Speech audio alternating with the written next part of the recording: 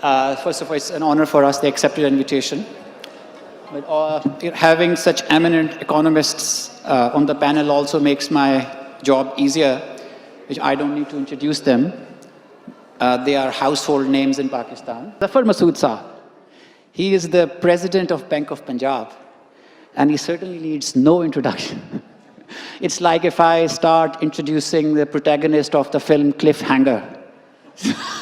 So he is he's a survivor of the PIA flight plane crash in Karachi in 2020. And he has a very compelling story to share, which he will do later in the later session. And he also has a very few people who are from corporate sector with keen interest in the literary world. So my question, again, the most pertinent question, this is the budget month of the year, and it's even more important because it's the budget of election year. And instead of giving my own perspective by elaborating the question, I would just ask this question to Dr. Ishad Hussain and Mr. Zafar Masud. Ji, thank you. And taking the cue from Shabbar Bhai, I just want to say, especially for the elites, a couplet from John Elias' brother only, Rais Amrobi Saab's. कहने लगे कि हमको तबाही का गम नहीं, कहने लगे कि हमको तबाही का गम नहीं, हमने कहा कि ये बजाय तबाही तो है. So you know, this is the starting point. Our elites have to realize that the starting point is there for them to squeeze themselves and come out of this rent-seeking mindset. Now, coming specifically to the question that Nadir has posed on me regarding budget, my take is that, if I were to quote you some key numbers, so we're talking about, tax revenues of 9.2 trillion, and out of which, by the way, 3.5 will go away to the provinces. So 18th Amendment needs a review. Nobody's talking about it. They're really in need of the hour. We need to look at it. The second one is 2.8 trillion, which is, and these are rupees, by the way, is related to the non-tax revenues. Now that puts together 12 trillion rupees, out of which 7.5 trillion, and by the way, that's a conservative number, is debt servicing alone. And the biggest culprit there are the interest rates and the devaluation. And I'll come to that in a bit of what needs to be tackled there. The second large number is SOEs and circular debt, which is around 2.5 to 3 trillion rupees. And the last one, to my mind, right away, is the pension number, which is 1.6 trillion on a countrywide basis. But if you take into account federal government, that's around 1 trillion on its own. So that eats away the entire revenue of Pakistan if we'll be able to achieve that number, the revenue number. And, so the constraint, whether we increase by the way, everybody in Pakistan pays tax, because the indirect taxation, if you adjust the withholding tax, or non-adjustment of withholding tax into account as well, is perhaps 90%. So because of the sales tax and indirect taxes, perhaps everybody pays tax in Pakistan. But the structure of the taxation needs to be looked at. So, and perhaps this budget, or in the future budget, we need to talk about it. When it's an election year, it makes things complicated for the government.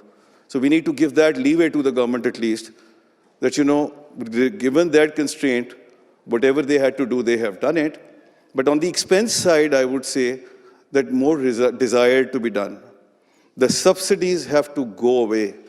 We need to do away with the subsidies. We need to do away with the PSDP of 1.21 trillion rupees. We need to let the private sector take the lead, and it should be a PPP initiative, which, thank God, this time around we saw 250 billion rupees in the budget, which, to my mind, should be even bigger. And I'll just quote you one example of a road project that has been done under PPP right now, in which 306 billion rupees is the project size. The government of Pakistan is merely committing 9.5 billion rupees. The rest is all coming from the private sector. So we need to go down that route and look at that. The budget is still followed, although there is, at least this time round for PPP, 250 billion rupees have been allocated, but I think a larger number needs to be allocated there as well. I'm up with my time? Okay, so the point is that on the subsidies, we need to do away with the subsidies, and the subsidies shall be extended to only two sectors. One, to the poor and the vulnerable, and two, for the export flows to come into Pakistan, and nothing else. Thank you, Zafar. So you mentioned about state-owned enterprise, which is making losses. We have so many very activist friends sitting here. Sometimes I say, is Pakistan Army also a state-owned enterprise that is making profit or is making a loss? or is it a profit or loss? What do you think? We need to be a bit realistic about this. And, my message very clearly is, please move away from these populist, slogans and ideas. Please, for God's sakes.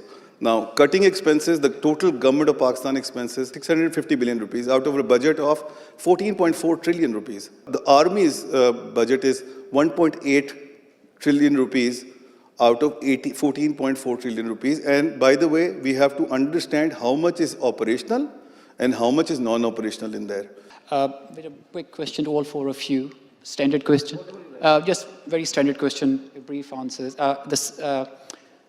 We often compare Pakistan with peer countries like Bangladesh, Vietnam, and 30 years ago, they were standing at the same point as Pakistan. In fact, Pakistan was ahead in some areas, and now they see their progress way ahead of Pakistan in terms of exports, GDP per capita, social indicators, especially in Bangladesh. The gender inequality in Bangladesh is phenomenal, the way they've achieved.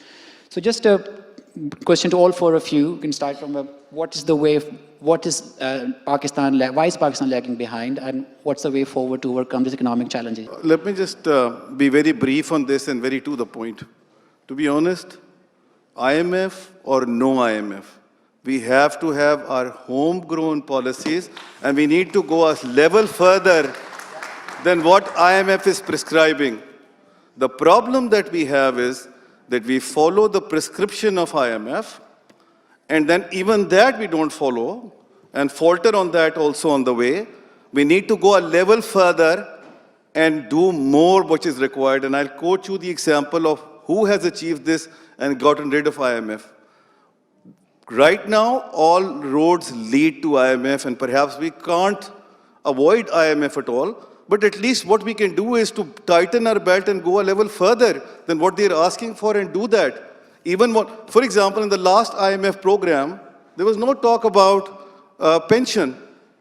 And I'm hoping, and the pension would be part of the next program as well. Even if they're not asking for it, we need to be aware of it as a hazard and needs to be addressed. And it could be addressed, by the way. But we need to not to look towards the Western world or the institutions out there to tell us what we need to do. We know what we need to do, but we need to be brave enough and strong enough to take that step and take it forward. India did that in 1993, and since that, they have never looked back towards IMF. And what did they do? Liberalized trade. They looked at bringing in private sector in the public sector projects. They encouraged them to be part of the infrastructure, which no government can take on their own.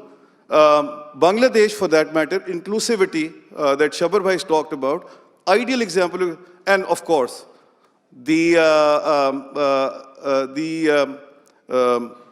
population growth. Our population growth is 2.1%. Our economy is growing at 0.3. Here we go, it's 3.6 now. And in Bangladesh, on the other hand, is 1.1%. Inclusivity, 33% of the women are part of the workforce. We claimed 22. I don't even think it's 22, perhaps it's 17%. And then they were very focused in terms of extending the subsidies to the sector which were bringing in export flows. Our problem is the liquidity. I mean, export flows and FX liquidity is the way where our fiscal account has to be restructured and focused towards, as Bangladesh did. So my name is Zafar Masud. Just one last thing, for that to happen in China, what they did also was to talk about feudalism and land reform. So what is Pakistan doing? I know there's great speakers here and advisors to the government, but what are they doing to create land reform, which is a necessary step to even talk about any of housing or education infrastructure reform in Pakistan? So those are two questions. No, misnomer and a populist, slogan, I would say. Land reform by default has happened in Pakistan now. 89% of our total land holdings are below 12.5 acres. And 63% are below 5 acres of land. So in fact, we need to go in the other direction in order to get the yields up, which is a basic requirement to achieve 6% growth rate.